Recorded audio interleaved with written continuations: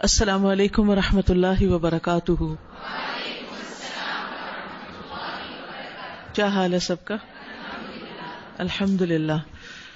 نحمده ونصلی علی رسولہ الکریم.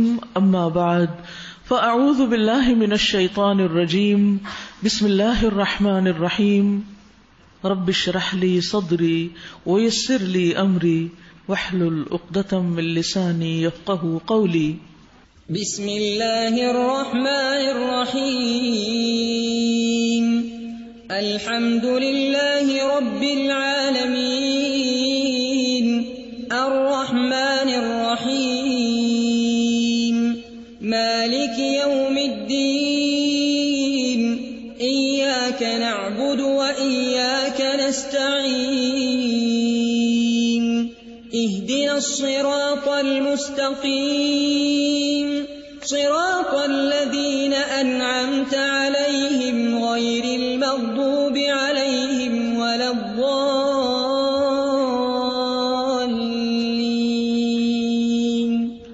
آمین. کل کے پارے میں سے آپ کو جو یاد رہا وہ بتائیے. جاہلوں سے مت الجھیے. موسیٰ علیہ السلام نے دعا کی تھی اعوذ باللہ ان اکون من الجاہلین. میں اللہ کی پناہ چاہتا ہوں اس بات سے کہ میں جاہلوں میں شامل ہوں. تو ہمیں جاہلوں میں شامل نہیں ہونا جاہلوں کا مقابلہ کر کے، بلکہ ان سے اعراض برتنا ہے. علم تکبر اور شرم سے ضائع ہو جاتا ہے. خوف کی حالت میں بھی اللہ سے صبر مانگنا چاہیے تاکہ دل تھم جائے. ایمان والوں کا ایک لمبا روزہ ہے جو جنت میں جا کے کھلے گا. اس لیے دنیا میں بہت سی چیزوں سے پرہیز کرتے رہنا ہے اور اسی پرہیز کا نام تقویٰ ہے. جب انسان اللہ کے دیے ہوئے علم سے دور ہو جاتا ہے اور خواہشات کی پیروی کرنے لگتا ہے تو ایسے شخص کے پیچھے شیطان لگ جاتا ہے جو اس کو پھر گمراہ کر کے ہی چھوڑتا ہے. کسی خیر کے کام کی نیکی کی توفیق ہو جائے تو اس پر بھی اللہ کا شکر ادا کرنا چاہیے. اس کا فائدہ یہ ہوتا ہے کہ انسان کے اندر عاجزی رہتی ہے. نیکی کا تکبر اور غرور نہیں آتا جو شیطان کی صفت ہے. عجلت شیطان کی طرف سے، لیکن سرعت پسندیدہ ہے. اللہ سبحانہ وتعالیٰ کو اس کے خوبصورت ناموں کے ساتھ پکارنا چاہیے اور ان ناموں کو یاد بھی کر لینا چاہیے، کیونکہ جو ان ناموں کو یاد کرے گا اس کے لیے جنت ہے. اور اللہ سبحانہ وتعالیٰ کی پہچان ہی نہیں ہوتی جب تک انسان اس کے ناموں کو نہیں جانتا، اس کی صفات کو نہیں جانتا. اللہ سبحانہ وتعالیٰ سے حکمت اور شعور اور سمجھ کی دعا کرنی چاہیے تاکہ ہم اپنے اوپر آنے والی تکلیفوں اور اپنی جو سچویشن ہے اس کو صحیح طور پر اینالائز کر سکیں، ہم دھوکے میں نہ رہیں. چلیے آگے چلتے ہیں. ہم پڑھ رہے تھے قرآن مجید کے حقوق. قرآن مجید کے حقوق میں سے پہلا حق حق التلاوہ ہے، پھر حق الحفظ ہے، پھر حق التدبر، پھر حق العمل، اور آج ہم پڑھیں گے حق التبلیغ یا حق التعلیم، کہ قرآن مجید کو آگے بھی پہنچانا چاہیے اور اس کی تعلیم بھی دینی چاہیے. قرآن مجید میں اللہ سبحانہ وتعالیٰ فرماتے ہیں الرحمن علم القرآن خلق الانسان علمہ البیان. الرحمن بے حد رحم کرنے والا، علم القرآن اس نے قرآن کی تعلیم دی ہے. یہ اللہ کی رحمت ہے کہ اس نے ہمیں قرآن سکھایا. خلق الانسان اس نے انسان کو پیدا کیا. علمہ البیان اسے بات کرنا سکھایا، اپنے آپ کو ایکسپریس کرنا سکھایا. تو اللہ سبحانہ وتعالیٰ نے جب ہمیں یہ وجود دیا اور پھر بولنے کی قوت دی اور اس کے ساتھ ساتھ قرآن کی نعمت دی، تو ہمارا فرض کیا بنتا ہے کہ پھر ہم کیا کریں؟ اس قرآن کو خود بھی پڑھیں اور آگے بھی سکھائیں، دوسروں تک بھی پہنچائیں. نبی صلی اللہ علیہ وسلم کی جو ذمہ داریاں قرآن مجید میں بتائی گئیں ان میں سے ایک تعلیم کتاب بھی تھی. سورۃ البقرہ میں اللہ تعالیٰ فرماتے ہیں کما ارسلنا فیکم رسولا منکم یتلو علیکم آیاتنا ویزکیکم وَيُعَلِّمُكُمُ الْكِتَابَ وَالْحِكْمَةَ وَيُعَلِّمُكُمْ مَا لَمْ تَكُونُوا تَعْلَمُونَ. جس طرح ہم نے تم میں ایک رسول تم ہی میں سے بھیجا جو تم پر ہماری آیات پڑھتا ہے اور تمہیں پاک کرتا ہے اور تمہیں کتاب اور حکمت کی تعلیم دیتا ہے اور تمہیں وہ کچھ سکھاتا ہے جو تم نہیں جانتے تھے. تو اللہ سبحانہ وتعالیٰ نے قرآن کی تعلیم دی، پھر یہ تعلیم نبی صلی اللہ علیہ وسلم کے ذریعے دوسرے لوگوں تک پہنچی. قرآن مجید کا سیکھنا اور سکھانا بہترین کام ہے جن میں انسان اپنی زندگی لگائے. سب لوگ سکھانے کے قابل تو نہیں ہو سکتے، لیکن سب سیکھ تو سکتے ہیں. کچھ جلدی سیکھ جاتے ہیں اور کچھ کو وقت لگتا ہے. ساری زندگی بھی اس میں گزر جائے تو اس سے زیادہ نفع کا سودا کوئی نہیں. انسان سیکھتا ہی چلا جائے، بار بار سیکھتا رہے، جب بھول جائے پھر یاد کرے، پھر پڑھے، پھر جانے، اور پھر اپنی وسعت کے مطابق دوسروں کو بھی سکھاتا رہے. یہ برکت اور فضیلت اس کے ساتھ وابستہ نہیں کہ انسان پورا قرآن ہی کسی کو سکھائے تو جب ہی وہ اس کا مستحق ہوتا ہے کہ وہ اچھا انسان بنتا ہے. حدیث میں آتا ہے نبی صلی اللہ علیہ وسلم نے فرمایا بلغوا انی ولو آیا، مجھ سے آگے پہنچاؤ خواہ ایک آیت کیوں نہ ہو. اگر ہم ایک آیت بھی کسی کو سکھاتے ہیں تو یہ فریضہ ہم سے ادا ہو جاتا ہے، اور ایک آیت سکھانا تو کسی کے لیے بھی مشکل نہیں ہے. رسول اللہ صلی اللہ علیہ وسلم نے فرمایا تم میں سے سب سے بہتر وہ ہے جو قرآن سیکھے اور اس کی تعلیم دے. پھر اسی طرح اگر ہمارے ذریعے اللہ سبحانہ وتعالی کسی کو بھی ہدایت دے تو وہ 100 سرخ اونٹوں سے بہتر ہے. یہ بات آپ نے حضرت علی رضی اللہ عنہ کو خیبر کے موقع پر جھنڈا دیتے ہوئے فرمائی کہ اللہ کی قسم اگر اللہ تمہارے ذریعے ایک شخص کو بھی ہدایت دے دے تو وہ تمہارے لیے سرخ اونٹوں کی دولت سے بہتر ہے. دنیا میں انسان جو کچھ بھی جمع کرتا ہے، جو کچھ بھی سمیٹتا ہے، قرآن اس سے بہتر ہے. هو خیر مما یجمعون. قرآن مجید سے ہمیں یہ بھی پتہ چلتا ہے کہ سب سے اچھی بات اس شخص کی ہے جو اللہ کی طرف بلائے اور خود بھی نیک کام کرے. صرف دوسروں کو ہی نہ بلاتا رہے بلکہ جس چیز کی طرف وہ لوگوں کو بلا رہا ہے اس پر خود بھی عمل کرنے والا ہو. سورۃ فصلت میں فرمایا وَمَنْ أَحْسَنُ قَوْلًا مِّمَّنْ دَعَا إِلَى اللَّهِ وَعَمِلَ صَالِحًا وَقَالَ إِنَّنِي مِنَ الْمُسْلِمِينَ. اور اس شخص سے اچھی بات اور کس کی ہو سکتی ہے جس نے اللہ کی طرف بلایا اور نیک عمل کیے اور کہا کہ میں اللہ کا فرما بردار ہوں، میں مسلمان ہوں. یعنی اسے اپنے مسلمان ہونے پر فخر ہے، اطمینان ہے، شرح صدر ہے، خوش ہے وہ شخص اور اس بات کا اقرار اور اظہار کرتا ہے کہ میں مسلمان ہوں. کیونکہ دیکھیں آج ہماری آنکھوں کے سامنے ہی وہ دور آ گیا ہے کہ جس میں لوگ اپنے آپ کو مسلمان کہتے ہوئے شرماتے ہیں اور ڈرتے ہیں. لیکن اس شخص سے اچھی بات کس کی ہے کہ جو لوگوں کو اللہ کی طرف بلائے اور خود اچھے کام کرے اور کہے کہ ہاں میں مسلمان ہوں.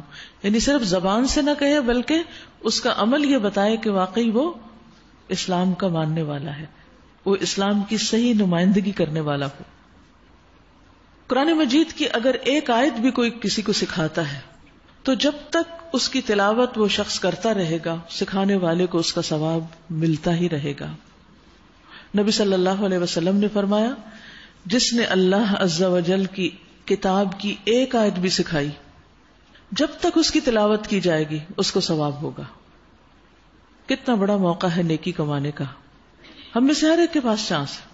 اگر باہر نہیں، دور نہیں، کسی اور کو نہیں تو ہم کم از کم اپنے گھر میں اپنے بچوں کو تو سکھا ہی سکتے ہیں. اور آپ کو یاد ہوگا کہ چھوٹی چھوٹی صورتیں کس طرح بچپن میں آپ کی والدہ نے آپ کو سکھائیں، رات کو سوتے وقت پڑھ پڑھ کے سنائیں یا پھر کہلوائیں. تو سب سے بڑی اور سب سے بہترین انویسٹمنٹ یہی ہو سکتی ہے کہ ہم اپنی زندگی میں یہ علم کسی اور تک ٹرانسفر کر جائیں، کسی اور کے سپرد کر جائیں. اور جو ایک آیت سکھاتا ہے اس کو اس کا اجر ہے، اور جو ایک سے زیادہ سکھاتا ہے اس کو اس کا اجر ہے. تو جو بھی کوئی مل جائے آپ کے سرونٹس میں سے، آپ کے دوستوں میں سے، ساتھیوں میں سے کوئی شخص جو سیکھنے کا حریص ہو اسے مایوس نہ کریں، اسے محروم نہ کریں. کسی نہ کسی طرح اس کے ساتھ کچھ نہ کچھ ایسا انتظام کر لیں کہ وہ آپ سے سیکھ سکے. لیکن یاد رکھیے کہ سکھانے سے پہلے خود اس چیز کو اچھی طرح سمجھنا جاننا بے حد ضروری ہے. غلط قسم کا علم آگے نہیں دینا چاہیے، ورنہ وہ غلطی جب تک ریپیٹ ہوتی رہے گی اس کا گناہ بھی آپ کے سر آئے گا. علم کا سکھانا صدقہ جاریہ ہے. رسول اللہ صلی اللہ علیہ وسلم نے فرمایا مرنے کے بعد انسان کے اعمال کے ثواب کا سلسلہ منقطع ہو جاتا ہے سوائے 3 چیزوں کے. یعنی 3 چیزیں ایسی ہیں جو میت کو فائدہ دیتی ہیں. اکثر لوگ جب ان کا کوئی عزیز رشتہ دار فوت ہو جاتا ہے تو وہ پوچھتے ہیں ہم ان کے لیے کیا کریں. تو یہ حدیث بہت ہی بہترین ہے. فرمایا صدقہ جاریہ، یعنی ایسی جگہ مال لگانا جس سے لوگ فائدہ اٹھاتے رہیں، جب تک فائدہ اٹھائیں گے مرنے والے کو ثواب ملے گا. لوگوں کو فائدہ دینے والا علم، یعنی انسان اپنی زندگی میں کچھ خود سکھا جائے. نیک اولاد جو میت کے لیے دعا کرتی رہے. رسول اللہ صلی اللہ علیہ وسلم نے فرمایا، سنن ابن ماجہ کی روایت ہے، مومن کو اپنی وفات کے بعد جو اس کے عمل اور اس کی اچھائیاں پہنچتی ہیں ان میں سے یہ بھی ہیں جس علم کی اس نے تعلیم دی اور اسے پھیلایا. دونوں چیزیں ہیں، یعنی خود بھی تعلیم دی اور اس کو پھیلایا بھی. بعض اوقات ہم صرف تعلیم دیتے ہیں، پھیلا نہیں سکتے، اور بعض اوقات ہم تعلیم نہیں دے سکتے خود، لیکن ہم اس کو آگے پھیلا سکتے ہیں. تو پھیلانے والا بھی اس اجر میں شریک ہے. حدیث کے الفاظ ہیں، علماً علمہ ونشرہ، ایسا علم جسے اس نے سکھایا اور اس کو نشر کیا، یعنی خوب لوگوں تک پہنچایا. اب مثلاً اگر آپ خود یہاں آتے ہیں اور کسی اور کو بھی بتاتے ہیں اور اس کو بھی ساتھ لے آتے ہیں، یا پھر ان کو آپ کسی ویب سائٹ کا لنک دیتے ہیں، ان کو بتاتے ہیں کہاں سے آپ سن سکتے ہیں، کوئی کتاب دیتے ہیں، قرآن مجید لے کر دیتے ہیں، تو یہ ساری چیزیں پھیلانے میں آ جاتی ہیں. وَوَلَدًا صَالِحًا تَرَكَهُ، نیک اولاد جو اپنے پیچھے چھوڑی. قرآن مجید کا نسخہ جو کسی کو وراثت میں ملا، آپ نے خود لکھا یا پھر کسی کو لے کر دیا، تو رمضان میں کوشش کریں کہ کم از کم ایک قرآن مجید آپ کسی اور کو دیں. اور اس کے لیے بہترین یہ ہے کہ ترجمے والا ہو. اور ترجمے میں بھی جیسے آپ کو اس دن انٹروڈیوس کرایا گیا تھا کہ لفظی ترجمے کا قرآن جو ہے، جس میں ہر لفظ کا ترجمہ نیچے لکھا ہوا ہے، یہاں سے اویلیبل بھی ہے. جب انسان تلاوت اس سے کرتا ہے تو جس لفظ پر انسان کا دل چاہتا ہے کہ پتہ چلے اس کا معنی کیا ہے، یا جو پہلے سے جانتے ہیں اور ان کو بھول رہا ہے، تو اس کو ساتھ ساتھ انسان ریوائز بھی کر سکتا ہے. آپ مسجدوں میں بھی لے جا کے رکھوا سکتے ہیں، آپ ایسے لوگوں کو دے سکتے ہیں کہ جو آگے پڑھنے والے ہیں. پھر مسجد جو اس نے تعمیر کی، یہ بھی صدقہ جاریہ کے کاموں میں سے ہے. مسافر خانہ جو اس نے قائم کیا، کیونکہ قرآن مجید میں بار بار وابن السبیل کا ذکر آتا ہے، یہ مسافروں کے لیے سہولتیں بہم پہنچانا. نہر جو اس نے جاری کی، یہ پانی کا انتظام ہے. یہ بھی اس سے یہ پتہ چلتا ہے کہ اگر آپ کہیں کنواں کھدواتے ہیں تو وہ بھی ٹھیک ہے، لیکن اگر آپ کہیں ٹیوب ویل لگوا دیتے ہیں یا نہر بنوا دیتے ہیں یا کئی نلکا لگوا دیتے ہیں تو یہ سب اسی میں آ جاتا ہے. کیونکہ جب ہم کنویں کا لفظ سن لیتے ہیں نا تو کنویں سے باہر نہیں نکلتے، بس اسی کے ساتھ لگ جاتے ہیں. اور پھر اس کا کوئی انتظام ہو یا نہ ہو تو دوسرے اگر اسباب وسائل جو ہیں وہ ہمارے سامنے ہو تو ان کو ہم بھول جاتے ہیں. پھر صدقہ جو اس نے اپنی زندگی میں صحت کی حالت میں نکالا، ابھی موقع ہے. صدقہ جو اپنی زندگی میں صحت کی حالت میں نکالا. جب انسان بیمار ہو جاتا ہے تو اس کا دنیا سے دل اچاٹ ہو جاتا ہے، وہ سوچتا ہے میں یہ زیور کیا کروں گا، یہ کپڑے میرے کس کام کے، کیونکہ پہننے اوڑھنے کا پھر شوق بھی نہیں رہتا، کچھ کھانے کو بھی دل نہیں چاہتا. اور پھر خاص طور پر اگر بڑھاپا بھی ہو اور بیماری بھی ہو تو انسان آخرت کے زیادہ قریب ہو جاتا ہے بنسبت دنیا کی رونقوں کے، ذہنی طور پر، ایموشنلی. تو ایسی صورت میں انسان کہتا ہے چلو زیادہ سے زیادہ صدقہ کرو. تو بڑھاپے میں تو بہت سے لوگ کر ہی لیتے ہیں، لیکن جوانی میں اپنے ہاتھ کی کمائی سے اور ایسے وقت میں جب آپ کی ضروریات بھی ہوں، اس وقت آپ اپنا مال آخرت کے بینک میں انویسٹ کریں تو وہ بہت زیادہ پروفیٹیبل ہے. ان کا ثواب اس کی موت کے بعد اسے ملتا رہتا ہے. تو یہ حدیث ہمیں بہت تفصیل سے بتاتی ہے کہ کیا کیا چیزیں ہمارے لیے فائدہ مند ہیں جو ہمارے مرنے کے بعد ہمیں کام آئیں گی. لیکن عموماً ہم ان چیزوں کا شوق زیادہ رکھتے ہیں جو دنیا میں ہمارے کام آتی ہیں، جو دنیا میں وقتی طور پر ہمیں استعمال کرنی ہوتی، ان کی فکر بھی زیادہ رہتی ہے اور ان کی طرف توجہ بھی زیادہ رہتی ہے.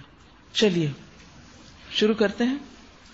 انما المؤمنون الذين اذا ذكر الله وجلت قلوبهم واذا تليت عليهم اياته زادتهم ايمانا وَإِذَا تُلِيَتْ عَلَيْهِمْ آيَاتُهُ زَادَتْهُمْ إِيمَانًا وَعَلَى رَبِّهِمْ يَتَوَكَّلُونَ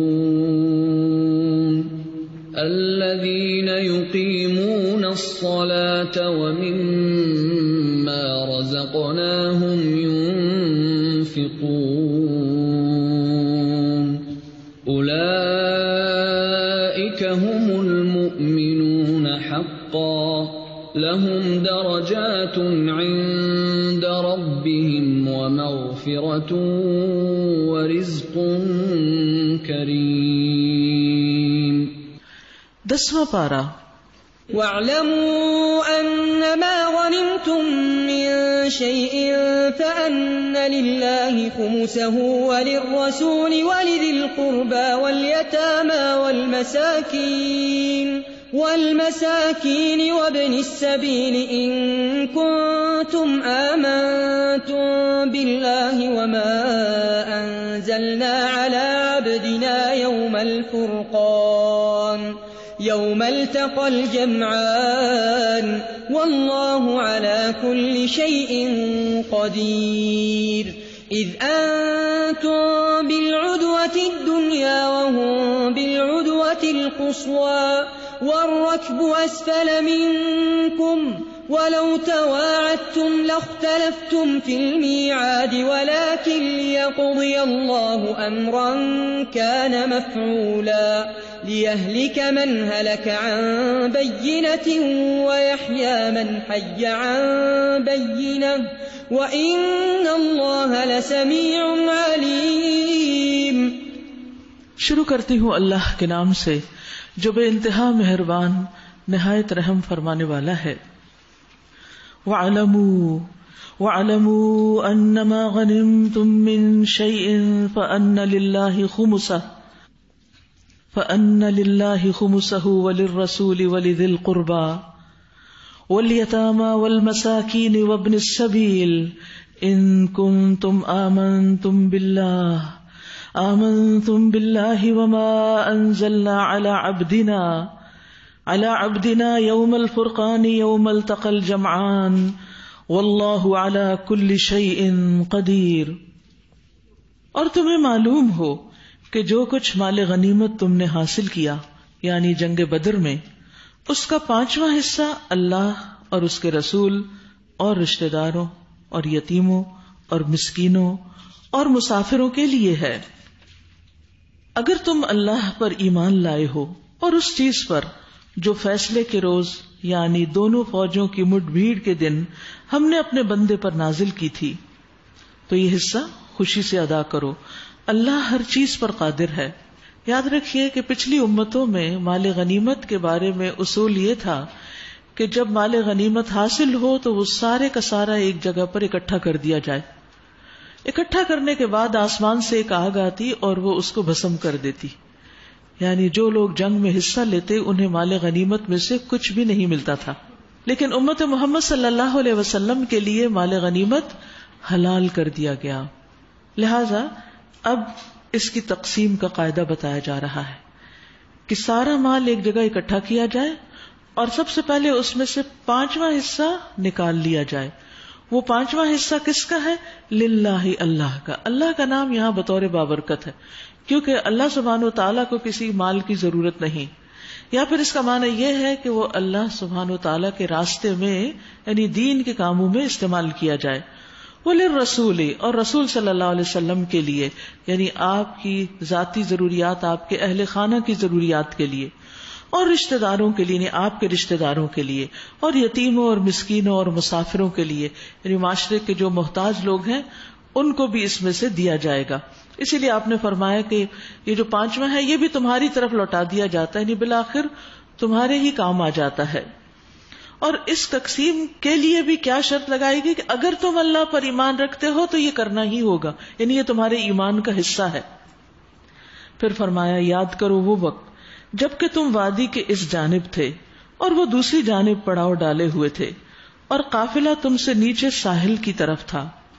اگر کہیں پہلے سے تمہارے اور ان کے درمیان، ان سے مراد یہاں قریش ہیں جو مکہ سے آ رہے تھے جنگ کے لیے، فرمایا کہ اگر ان کے درمیان مقابلے کی قرارداد ہو چکی ہوتی تو تم ضرور اس موقع پر پہلو تہی کر جاتے، یعنی چونکہ مسلمان ابھی کمزور تھے، اگر انہیں پتہ چل جاتا کہ باقاعدہ کسی خاص دن کسی خاص جگہ پر جنگ کے لیے دشمن آ رہا ہے تو پھر آپس میں تم اختلاف کرنے لگتے کہ اچھا وہ جگہ مناسب ہے یا نہیں، جنگ کرنی چاہیے یا نہیں۔ فرمایا لیکن جو کچھ پیش آیا یعنی اچانک ہی آیا، وہ اس لیے تھا کہ جس بات کا فیصلہ اللہ کر چکا تھا اسے ظہور میں لے آئے، تاکہ جسے ہلاک ہونا ہے وہ دلیل روشن کے ساتھ ہلاک ہو، اور جسے زندہ رہنا ہے وہ دلیل روشن کے ساتھ زندہ رہے، یقیناً اللہ سننے والا اور جاننے والا ہے۔ تو یہ اچانک ایک سچویشن ایسی کریٹ ہو گئی تھی کہ جو بالآخر جنگ پر منتج ہوئی. پہلے سے کوئی اس کی تیاری نہیں تھی، پہلے سے اس کا کوئی انتظار نہیں تھا. اللہ تعالیٰ نے مسلمانوں کے سامنے ایک ایسی چیز لا کے رکھ دی کہ جس سے وہ پہلو تہی نہیں کر سکتے تھے.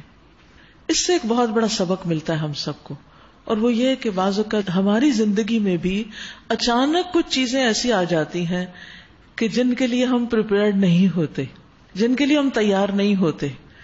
انہیں ایکسپٹ کرنا بھی ہمارے لیے بہت مشکل ہوتا ہے، لیکن صرف اللہ کا فیصلہ سمجھ کر ہم ان کو ایکسپٹ کر لیتے. اس وقت ہمیں اس کا فائدہ سمجھ میں نہیں آتا کہ یہ کیوں ہو رہا ہے، لیکن جب ایک طویل عرصہ گزر جاتا ہے اور پلٹ کر ہم اپنے ماضی کے حالات کو یاد کرتے ہیں تو اس پر اللہ کا شکر ادا کرتے ہیں کہ وہ ایسا موقع آیا کہ جس کی وجہ سے یہ حالات میں تبدیلی ہوئی اور آج ہم یہاں موجود ہیں، یعنی کسی بہتری اور بھلائی اور ترقی کے مقام پر. یہاں بھی مشکل وہی ہے کہ چینج کو ایکسپٹ کرنا انسانی نفس پر بڑا بھاری ہے. لیکن زندگی میں بہت سے مواقع ایسے ہوتے ہیں کہ جس میں بہت سی چیزیں انسان کی مرضی کے خلاف ہو جاتی ہیں، تو اس کو اللہ کا فیصلہ سمجھ کر قبول کر لینا چاہیے. اس پر اللہ سے ناراض نہیں ہونا چاہیے، ہمارے اندر ناگواری نہیں ہونی چاہیے. پھر فرمایا اور یاد کرو وہ وقت جبکہ اللہ ان کو تمہارے خواب میں تھوڑا دکھا رہا تھا. یعنی نبی صلی اللہ علیہ وسلم کو خواب میں مشرکین کی تعداد، دشمنوں کی تعداد بہت کم دکھائی گئی، اور آپ نے وہی تعداد صحابہ کو بتائی. ایکچوئل تعداد آپ کو بھی نہیں پتا تھی اور نہ آپ کو خواب میں دکھائی گئی. کیوں؟ کیونکہ اگر کہیں وہ تمہیں ان کی تعداد زیادہ دکھا دیتا جو کہ تھی تو ضرور تم لوگ ہمت ہار جاتے اور لڑائی کے معاملے میں جھگڑا شروع کر دیتے. لیکن اللہ ہی نے اس سے تمہیں بچا لیا، یقیناً وہ سینوں کا حال تک جانتا ہے. تو آپ دیکھیے کہ تھوڑی تعداد کی وجہ سے آپ صلی اللہ علیہ وسلم نے اپنے صحابہ کو خوشخبری دے دی کہ تم فکر نہیں کرو، آنے والے بہت تھوڑے ہیں. اس سے ان کے دل مطمئن ہو گئے، ان کے دلوں سے ڈر نکل گیا. کیونکہ اگر زیادہ تعداد کا پتہ چل جاتا تو صحابہ دل چھوٹا کر لیتے اور پھر وہی آپس میں جھگڑا ہوتا کہ جنگ کریں یا نہ کریں. اور عام طور پر ایسے مواقع پر جب اختلاف رائے ہوتا ہے تو پھر بہت سی مشکلات کھڑی ہو جاتی ہیں. تو بہت دفعہ اللہ سبحانہ تعالی اپنے بندوں کی مدد ایسے طریقوں سے کرتا ہے جن کا اسے گمان بھی نہیں ہوتا، انسان سوچ بھی نہیں سکتا. اس لیے اصل بات تو یہ ہے کہ انسان کا اللہ کے ساتھ تعلق مضبوط رہے، بہترین رہے، اور پھر جو بھی اللہ کا فیصلہ ہو انسان اس پر راضی ہو جائے.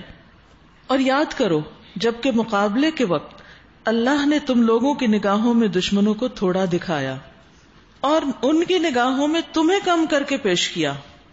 یعنی اب یہ جب جنگ شروع ہوئی تو اس وقت کی حالت بتائی جا رہی. وہ پہلی سچویشن وہ خواب کی تھی، تاکہ جو بات ہونی تھی اسے اللہ ظہور میں لے آئے.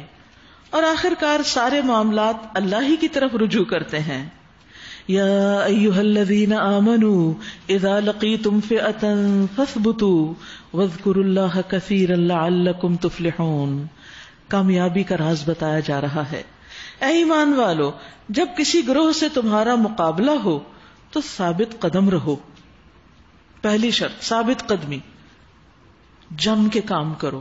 عام روزمرہ زندگی میں بھی کامیاب لوگوں کی جو صفات ہوتی ہیں ان میں سے ایک صفت یہ ہے کہ وہ بہت فوکسڈ ہوتے ہیں.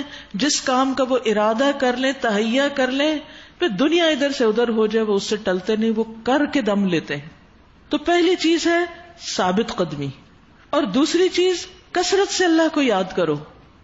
کیونکہ انسان اگر اپنی محنت کے بعد کامیاب ہوتا ہے تو پھر وہ خود کو کریڈٹ دینے لگتا ہے جب اللہ کو بھولا ہوا، اور اگر ناکام ہوتا ہے تو اس صورت میں پھر دل چھوٹا کر لیتا ہے اور بعض اوقات اللہ سے ناراض ہوتا ہے. تو جب انسان اللہ کا ذکر ساتھ ساتھ کرتا رہتا ہے تو پھر نہ تو تکبر آتا ہے اور نہ بزدلی آتی ہے. فرمایا توقع ہے کہ تمہیں کامیابی نصیب ہوگی. کوئی بھی کام آپ شروع کریں، اس کام میں پورا دل لگا کے خوب محنت کریں اور اللہ سے دعائیں کرتے رہیں، اللہ کو یاد کرتے رہیں، غافل نہ ہو، نہ اپنے کام سے غافل ہو، نہ اللہ سے غافل ہو، اور آگے بڑھتے رہیں. تو کامیابی نصیب ہوگی. اور اللہ اور اس کے رسول کی اطاعت کرو اور آپس میں جھگڑو نہیں. یعنی ہر معاملے میں یہ دیکھو کہ اللہ کا حکم کیا، اس کے رسول کا حکم کیا ہے. اور جب مل کے کام کر رہے ہو تو ٹیم کے اندر اختلافات نہ ہو، آپس کے لڑائی جھگڑے نہ ہو، ورنہ تمہارے اندر کمزوری پیدا ہو جائے گی اور تمہاری ہوا اکھڑ جائے گی، تمہارا روب جاتا رہے گا، لوگ تمہارے بارے میں عجیب و غریب باتیں کریں گے جس کی وجہ سے تمہارے کام میں رکاوٹ آئے گی. صبر سے کام لو. جی ہاں، کامیابی کے لیے صبر بھی بڑا ضروری ہے. یقیناً اللہ صبر کرنے والوں کے ساتھ ہے. صبر کس وجہ سے یہاں کہ کام کے وقت انسان کو مشکلات تو آتی ہی ہیں، تو ثابت قدم وہی رہتا ہے ان مشکلات میں جو صبر کرتا ہے، لوگوں کے رویوں سے دل برداشتہ ہو کر اپنے کام کو چھوڑتا نہیں، اپنے مقصد سے پیچھے نہیں ہٹتا، جمع رہتا ہے. اور ان لوگوں کے رنگ ڈھنگ اختیار نہ کرو جو اپنے گھروں سے اتراتے اور لوگوں کو اپنی شان دکھاتے ہوئے نکلے. اشارہ ہے مشرکین کے قافلے کی طرف یا لشکر کی طرف کہ جو جنگ کے لیے جب نکلا تو بہت تکبر کے ساتھ، اور جن کی روش یہ ہے کہ اللہ کے راستے سے روکتے ہیں. جو کچھ وہ کر رہے ہیں وہ اللہ کی گرفت سے باہر نہیں. ذرا خیال کرو اس وقت کا جبکہ شیطان نے ان لوگوں کے کرتوت ان کی نگاہوں میں خوشنما بنا کر دکھائے تھے اور ان سے کہا تھا کہ آج تم پر کوئی غالب نہیں آ سکتا، فکر نہیں کرو، تم ہی کامیاب ہوگے، اور یہ کہ میں تمہارے ساتھ ہوں. یعنی شیطان انسان کی شکل میں، ایک سردار کی شکل میں اور کہنے لگا میں تمہارا مددگار ہوں. مگر جب دونوں گروہوں کا آمنا سامنا ہوا تو وہ الٹے پاؤں پھر گیا اور کہنے لگا کہ میرا تمہارا ساتھ نہیں، میں جو کچھ دیکھ رہا ہوں وہ تم لوگ نہیں دیکھتے. یعنی جو کچھ میں دیکھتا ہوں وہ تمہیں نظر نہیں آتا. اسے کیا نظر آ رہا تھا؟ فرشتے اترتے ہوئے نظر آ رہے تھے. مجھے اللہ سے ڈر لگتا ہے. اگر اللہ سے ڈرتا ہوتا تو توبہ کر چکا ہوتا. یاد رکھیے کہ ہم میں سے بھی بہت سے لوگ جب انہیں کہا جاتا ہے اللہ سے ڈرو تو وہ کیا کہتے ہیں؟ ہم ڈرتے ہیں اللہ سے. حالانکہ اگر ڈرتے ہوتے تو کچھ عاجزی ہوتی ہے ان کے اندر. جو اللہ سے ڈرتا ہے اس کے اندر ایک عاجزی ہوتی ہے. لیکن ہم بہت دفعہ ایسے ہی بس سنی سنائی بات ایسے ہی اوپر اوپر سے کہتے رہتے ہیں ہمیں تو اللہ سے ڈر لگتا ہے.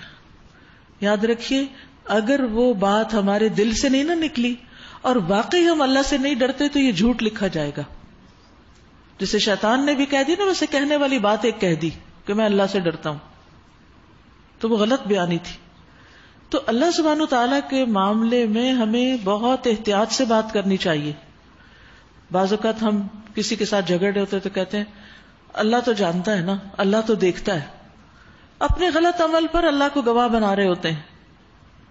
تو کسی کو ہم یہ کہہ کے سیٹسفائی تو کر سکتے ہیں میرا معاملہ اللہ پہ، لیکن کبھی سوچیں کہ یہ لفظ کتنے سخت لفظ ہے کہ جو کچھ ہم کر رہے ہیں اگر اللہ کی نگاہ میں وہ ٹھیک ہی نہ ہوا تو کیسی شدید پکڑ ہو سکتی ہے. تو اس لیے جب کبھی اللہ کا نام لیں، چاہے قسم کھائیں، چاہے معاملہ اس کے سپرد کریں، چاہے اس سے ڈرنے کی بات ہو، چاہے محبت کے دعوے ہوں، سوچ سمجھ کے کریں اور سچی بات ہو، غلط بیانی نہ ہو. کیوں؟ اس لیے کہ واللہ شدید العقاب، اللہ سخت سزا دینے والا ہے. عقاب کا لفظ عقوبت سے ہے، اور عموماً عقوبت وہ سزا ہوتی ہے جو کسی فرض یا ڈیوٹی کے چھوڑنے کی وجہ سے ہوتی ہے اور حرام کام کے ارتکاب پر ہوتی، غلط کام کرنے پر ہوتی. اذ یقول المنافقون والذین فی قلوبہم مرض غر ہؤلاء دینہم، جبکہ منافقین اور وہ سب لوگ جن کے دلوں کو روگ لگا ہوا ہے کہہ رہے تھے کہ ان لوگوں کو تو ان کے دین نے خبط میں مبتلا کر رکھا ہے. یعنی جو لوگ دنیا میں ڈوبے ہوئے تھے، دنیا کی محبت ان کے دلوں پہ چھائی ہوئی تھی، وہ دین کی خاطر قربانیاں کرنے والوں کو بے وقوف سمجھتے تھے. وہ کہتے ہیں جنونی لوگ ہیں، ان کو اور کچھ سمجھ نہیں آتا، بس ہر وقت دین دین، ان کا مال، ان کی جان، ان کا وقت، ان کا سب کچھ دین کے لیے، تو دین کی وجہ سے دھوکے میں پڑے ہوئے ہیں. حالانکہ اگر کوئی اللہ پر بھروسہ کرے تو یقیناً اللہ بڑا زبردست اور دانا ہے. اور یہاں خاص کانٹیکسٹ کیا ہے کہ مسلمان جب قریش کا مقابلہ کرنے کے لیے نکلے تو کہنے لگے کہ ان کا دماغ تو صحیح ہے کہ اتنی بڑی طاقت سے ٹکرانے کے لیے جا رہے ہیں، اپنا حال تو دیکھیں کتنے کمزور ہیں، اور پھر بھی چل پڑے. بہت عقل سے کام لینے والے اور بہت لمبی چوڑی باتیں سوچنے والے بعض اوقات زندگی میں آگے نہیں بڑھ سکتے. وہ سوچتے ہی رہتے ہیں, اوور تھنک کرتے ہیں. اور کسی بھی معاملے میں اعتدال کے ساتھ سوچنا اور پلان کرنا تو درست ہے, لیکن اوور تھنکنگ جو ہوتی ہے وہ معاملات کو خراب کر دیتی ہے. خواہ وہ آپ کسی کے بارے میں کوئی گمان کر رہے ہیں, خواہ کسی کے بارے میں کسی خوش فہمی کا شکار ہے, یا کسی کام کے کرنے کے معاملے میں آپ بہت سوچے چلے جا رہے ہیں اور ایکشن کوئی نہیں لے رہے.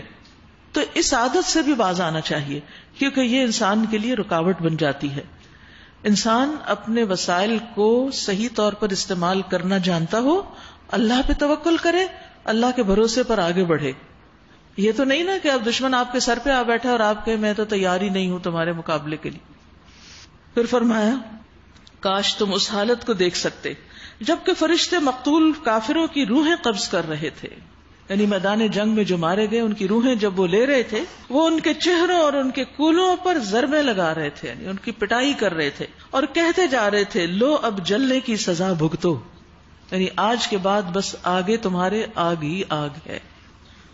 یہ وہ جزا ہے جس کا سامان تمہارے اپنے ہاتھوں نے پیشگی مہیا کر رکھا تھا.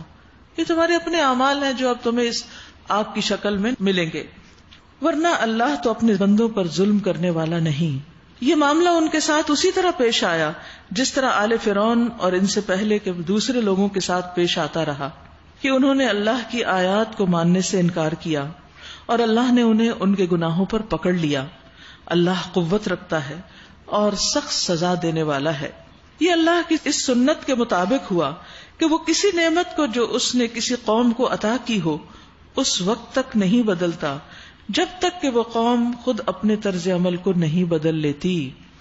یعنی اللہ سبحانہ وتعالی تو بندوں کو نعمتیں دیتا ہے, لیکن بندے اگر ناشکرے ہو جائیں, نعمتوں کی قدر نہ کریں, نعمتیں ضائع کرنے لگے, نعمت پا کر بھی ناراض رہیں, تو پھر اللہ سبحانہ وتعالی وہ نعمت ان سے چھین لیتا ہے. اللہ سب کچھ سننے اور جاننے والا ہے. آل فرعون اور ان سے پہلے کی قوموں کے ساتھ جو کچھ پیش آیا وہ اسی ضابطے کے مطابق تھا. انہوں نے اپنے رب کی آیات کو جھٹلایا, تب ہم نے ان کے گناہوں کی پاداش میں انہیں ہلاک کیا اور آل فرعون کو غرق کیا. یہ سب ظالم لوگ تھے.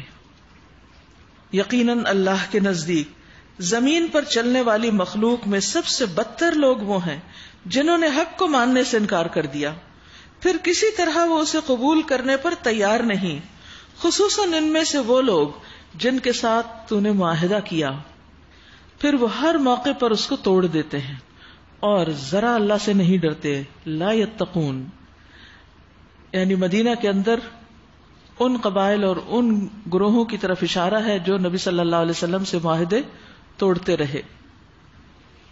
بس اگر یہ لوگ تمہیں لڑائی میں مل جائیں تو ان کی ایسی خبر لو کہ ان کے بعد جو دوسرے لوگ ایسی روش اختیار کرنے والے ہوں ان کے حواس باختہ ہو جائیں, یعنی دوسروں کو بھی عبرت ہو جائے. توقع ہے کہ بد عہدوں کے اس انجام سے وہ سبق لیں گے. اور اگر کبھی تمہیں کسی قوم سے خیانت کا اندیشہ ہو تو اس کے معاہدے کو علانیہ اس کے آگے پھینک دو. یقیناً اللہ خائنوں کو پسند نہیں کرتا. منکرین حق اس غلط فہمی میں نہ رہے کہ وہ بازی لے گئے ہیں. انہم لا یعجزون, یقیناً وہ ہرا نہیں سکتے, یعنی اللہ سبحانہ وتعالی کو. اور تم لوگ جہاں تک تمہارا بس چلے زیادہ سے زیادہ طاقت اور تیار بندھے رہنے والے گھوڑے ان کے مقابلے میں مہیا رکھو. گھوڑوں سے مراد سواریاں ہیں, تاکہ اس کے ذریعے سے اللہ کے اور اپنے دشمنوں کو اور ان دوسرے دشمنوں کو خوف زدہ کرو جنہیں تم نہیں جانتے مگر اللہ جانتا ہے. اللہ کی راہ میں جو کچھ تم خرچ کرو گے اس کا پورا پورا بدلہ تمہاری طرف پلٹا کر دے دیا جائے گا اور تمہارے ساتھ ہرگز ظلم نہ ہوگا. وَإِن جَنَحُوا لِلسَّلْمِ فَاجْنَحْ لَهَا وَتَوَكَّلْ عَلَى اللَّهِ, اور اے نبی اگر دشمن صلح سلامتی کی طرف مائل ہوں تو تم بھی اس کے لیے آمادہ ہو جاؤ اور اللہ پر بھروسہ کرو, یقیناً وہی سب کچھ سننے والا اور جاننے والا ہے. اور اگر وہ دھوکے کی نیت کرتے ہو تو تمہارے لیے اللہ کافی ہے. یہاں نبی صلی اللہ علیہ وسلم کو تلقین کی جا رہی ہے کہ اگر دشمن لڑنا نہ چاہیں اور صلح کرنا چاہیں, صلح کی طرف مائل ہو تو صلح کر لو. اس میں بہت سے فائدے ہیں. کیونکہ سب سے پہلا فائدہ تو یہ کہ اس میں عافیت ہے. جنگ جو ہے وہ ہر حال میں نقصان دہ ہے دونوں فریقوں کے لیے. کامیاب ہونے والے فریق کے لیے بھی اس میں نقصان پوشیدہ ہوتے ہیں, اور جو ناکام ہے وہ تو ہے ہی ناکام.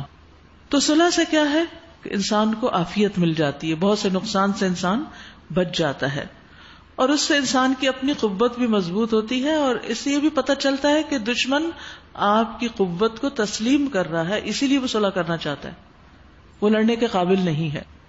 پھر اسی طرح یہ ہے کہ اس صلح کے بعد جو تمہیں ایک قوت حاصل ہوگی یہ تمہیں کہیں اور کام آئے گی. یہ بعض اوقات کچھ ٹرمز اینڈ کنڈیشنز پر صلح ہوتی ہے, کچھ لے دے کے, تو اس میں جو تمہیں ملے گا اس صلح کے نتیجے میں, جیسے نبی صلی اللہ علیہ وسلم نے کچھ قبائل کے ساتھ جب صلح کی تو انہوں نے آپ کو خراج وغیرہ دیا, تو پھر یہ دوسری جگہوں پر کام آیا. پھر اسی طرح یہ ہے کہ ہر وہ انسان جس کے پاس عقل اور بصیرت ہو اور وہ انصاف پسند بھی ہو, تو وہ یہ بات مان لے گا کہ اسلام صلح کو زیادہ اہمیت دیتا ہے, صلح کو پریفر کرتا ہے جنگ پر. امن پسند دین ہے یہ. وہی تو ہے جس نے اپنی مدد سے اور مومنوں کے ذریعے سے تمہاری تائید کی